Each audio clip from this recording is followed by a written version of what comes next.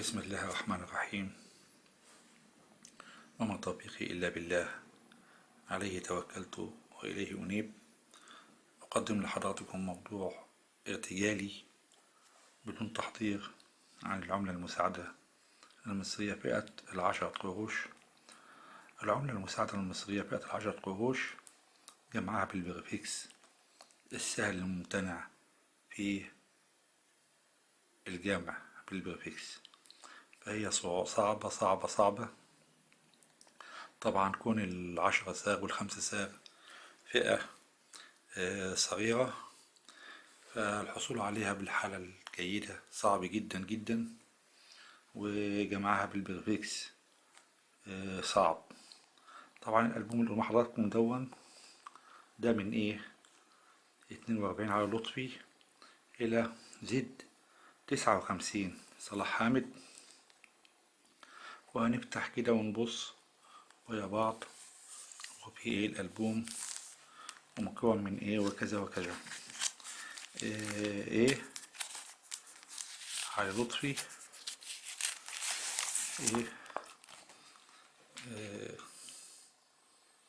42 هيبقى بي سي دي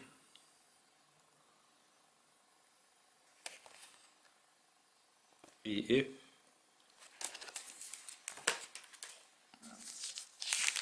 وهنستمر بقى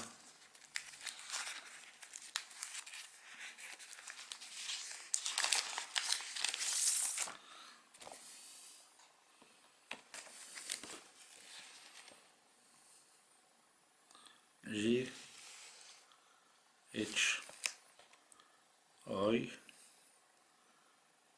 جي كي ال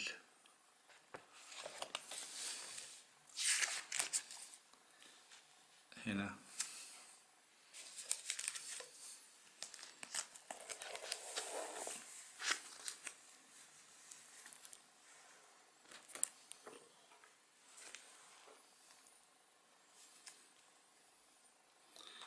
ام ان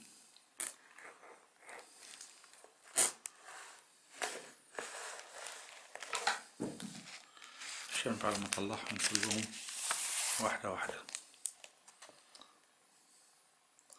ام ان او بي كيو ار، وهيمشي على طول بقى على لطفي اس تي يو بي دبليو اكس واي زد، ويبدأ برضه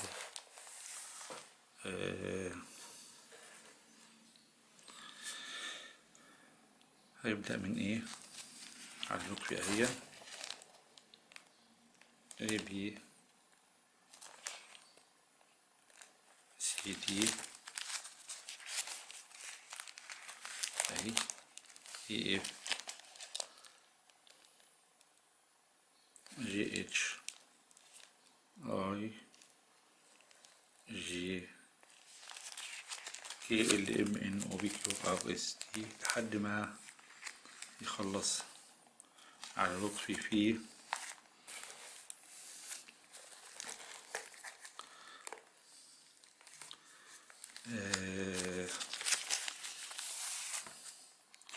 خلص على لطفي فيه كي دي كي ال عبد الغازي عبد المجيد، يبقى كي على لطفي كي 43 ال 43 عبد الغازي عبد المجيد ام ان او بي اهو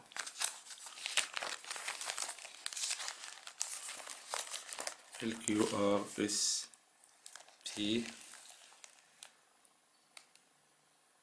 يو في دبليو اكس واي زد اهي. وبعدين يبدأ في 44 ايه 44 بي اي سي دي اي اف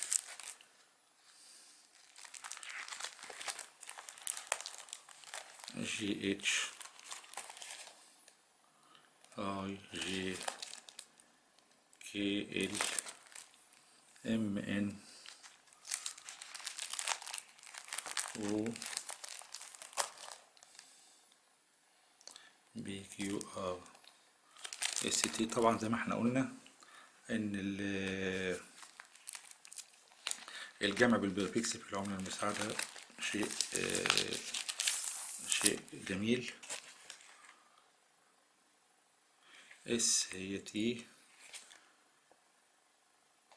يو بي دبليو اكس واي زد اهي، ويبدأ في 45 اهي A B C D 45 يوجد C D A F G H I J K L M N O P Q R S T Q R S T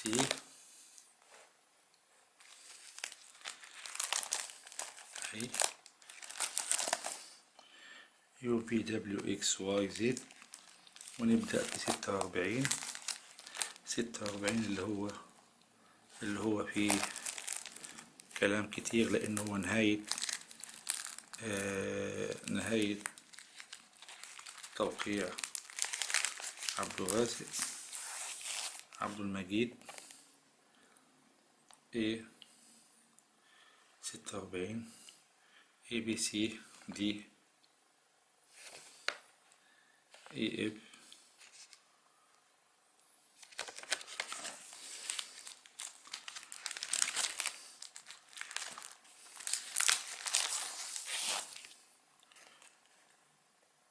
G H I 46 I G ساقطة كي اهي.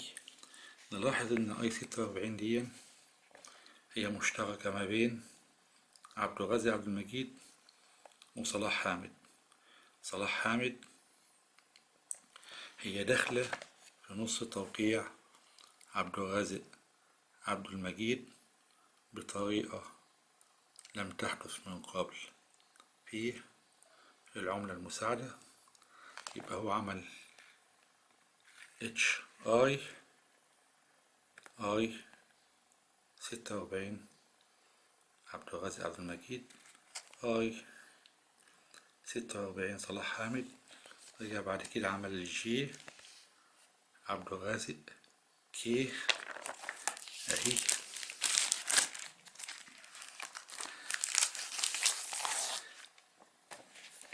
ال عبد الرازق عبد المجيد ام ساقطة من المجموعة ام صلاح حامد. بدأ بعد كده من ام صلاح حامد ام ان و بي كيو ار لحد الاخر خالص. اللي يهمنا في الموضوع كله ان اتش اي 46 بتاعة صلاح حامد اللي هي محشورة في نص في جزء من توقيع عبد الرازق عبد المجيد. ورقة واعدة جدا، بس طبعا لازم توضح كما أوضحها لحضراتكم أو كما وضحتها لحضراتكم، ولازم تكون بتجمع بالجرافيكس عشان تعرف ماهية الورقة دي ما قيمتها. طبعا موضوع جميل جدا جدا. بعد كده مشى صلاح حامد في ال10 ساعات لحد نهاية توقيع صلاح حامد. طبعا صلاح حامد وقع مرتين، الأولانية باسم محمود صلاح الدين، والثانية بتوقيع صلاح حامد. يعني الفورمة الأولانية محمود صلاح الدين، والفورمة التانية صلاح حامد. وقع في المرة التانية اللي هي صلاح حامد اللي هي احنا بصددها دي مجموعة من البريفكسات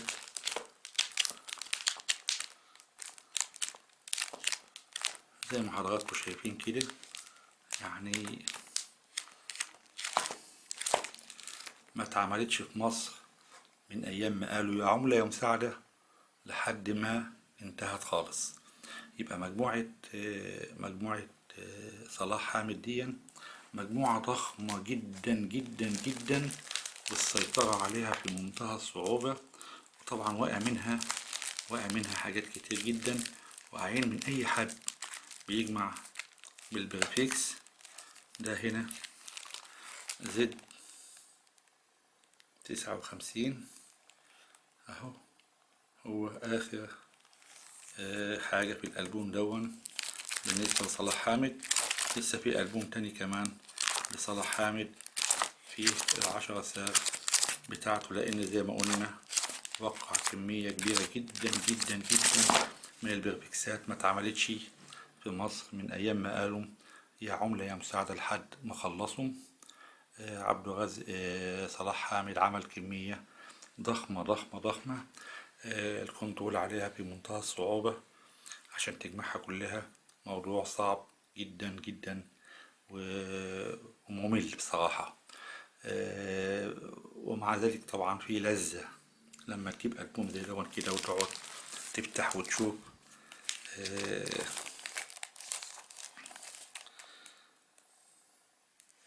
ده هنا GH50 اهي،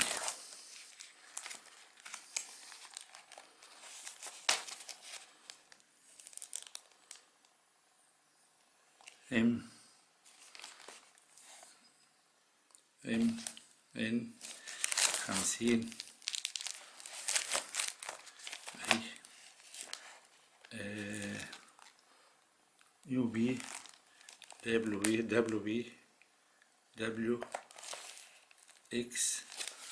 اهي، واي زد طبعا ناقصة هي، واي موجودة والزد ناقصة.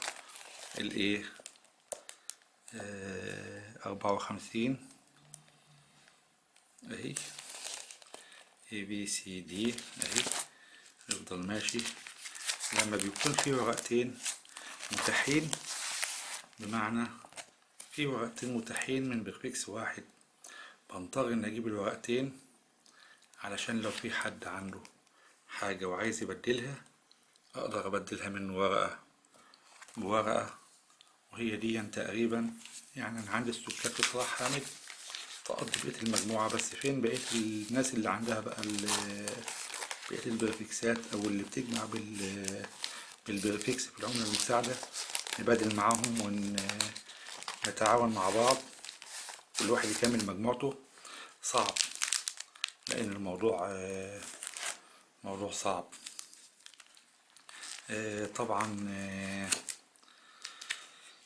طبعا الورقة اللي هي بتاعت الاي 46 دي هي ورقة تعتبر من أهم الأوراق في توقيع صلاح حامد. كل توقيعاته بعد كده تعتبر سهلة، مش موجودة بس سهلة متاحة، يعني ممكن الحصول عليها. طبعا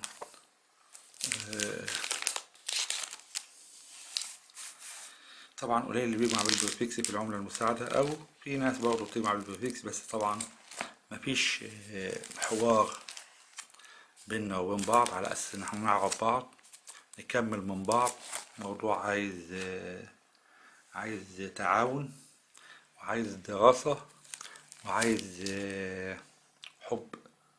حب للهواية عشان يكون فيها عطاء ويكون فيها ثراء. أشكر حضراتكم، حسن المتابعة، حسن الاستماع.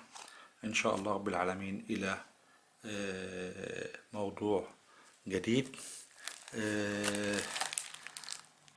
نستفيد من بعض، نبد بعض المعلومات اللي هي بتكون ممكن تكون غايبة عن بعضنا.